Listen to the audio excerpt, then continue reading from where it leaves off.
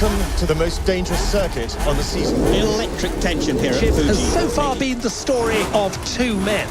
Grueling and incredibly dramatic season comes down. And the racing grudge match of the decade. The James Hunt-Niki Lauda rivalry is one of the greatest in all of sports. Their story is so remarkable that you could only do it if it was true, because people wouldn't quite believe it. Niki Lauda and James Hunt side by side. An incredible battle between these two great drivers. The film tracks right up until the end of the 1976 season, where the rivalry comes to a dramatic head. That wind you can feel is me breathing down your neck. Next time I'll have you.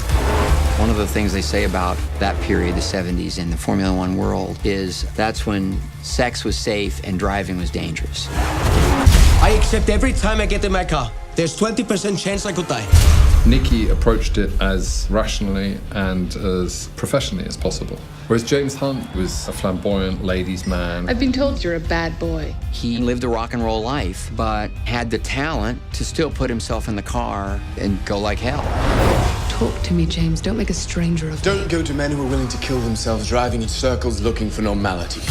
One of the fascinating aspects about that story is that fearlessness that these guys had. Like modern knights, constantly facing death. I'm quicker than all of you. Fine. Then let's race. This will to win was driving both of these guys, and that all kind of came to a head in that 1976 season.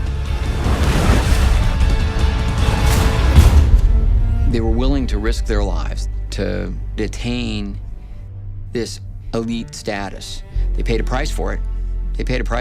But they defined themselves. I feel responsible for what happened. Trust me, watching you win those races while I was fighting for my life, you were equally responsible for getting me back in the car. It's about friendship, about fear, overcoming fear, about rivals who push each other beyond their limits. I'm world champion and on the verge to become world champion again. I can beat this guy. Trust me. This is a movie I wanted to see, and a world that I wanted to occupy and share with audiences.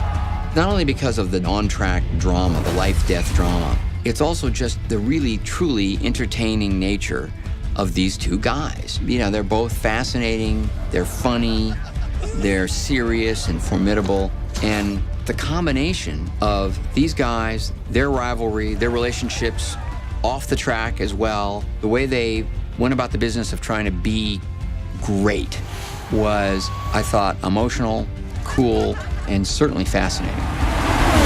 The closer you are to death, the more alive you feel. It's a wonderful way to live. It's the only way to drive.